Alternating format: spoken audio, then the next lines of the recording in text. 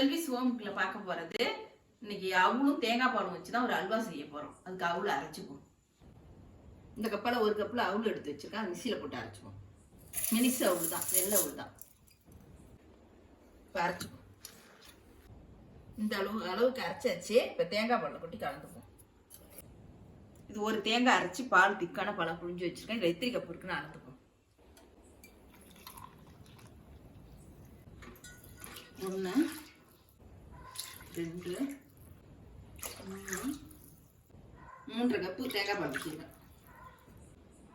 3 cup தேங்காய் பால் இந்த அரைச்சி வச்ச அவ்வளோ போட்டுக்கும். நல்லா கிளறி விட்டுக்கணும். கிளறி விட்டு தான் அடுப்பத்தை வைக்கணும், கட்டி இல்லாத.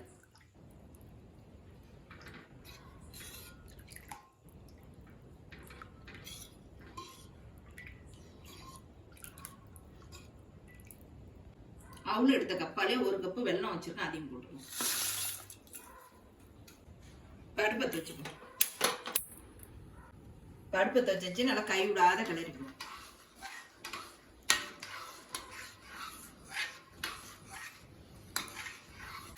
இது மாதிரி அடிக்கடமான பாத்திரமா இருக்கணும். அப்பதான் ஒட்டாத இருக்கும்.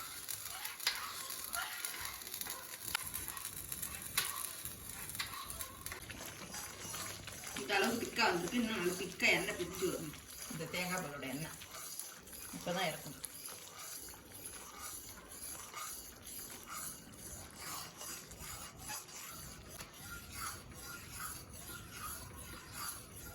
நல்லா திக்கா ஆயிடுச்சு. கலர் மாறி வந்துடுச்சு. இன்னும் கொஞ்ச நாள் இருந்துச்சுன்னா போதும். இப்போ எண்ணெய் பிரிஞ்சு வந்துட்டு இருக்கு. இப்போ வந்து ஏலக்காய் தூள் போட்டுக்கணும். ஒரு ஸ்பூன் ஏலக்காய் தூள் போட்டு ஒரு 10 முந்திரி அரிஞ்சு வச்சுக்கணும். அதையும் போட்டுக்கணும். எல்லாத்தையும் நல்லா கிளறி விட்டுக்கணும். கொஞ்ச நாள் கலர்னா போதும்.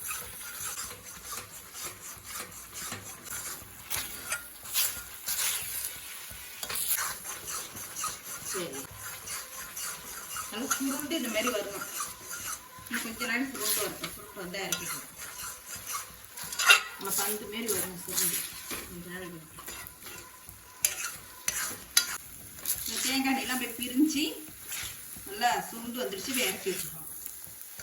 அவளும் தேங்காய் பால் அல்வா இறக்கி வச்சுக்கணும்.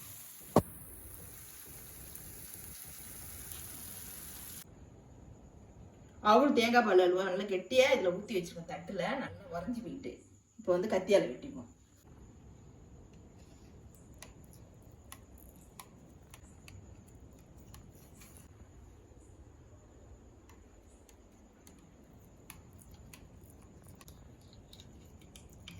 கத்தியால் வெட்டியாச்சு. இப்போ பீஸ் பீஸாக எடுத்து வச்சுப்போம்.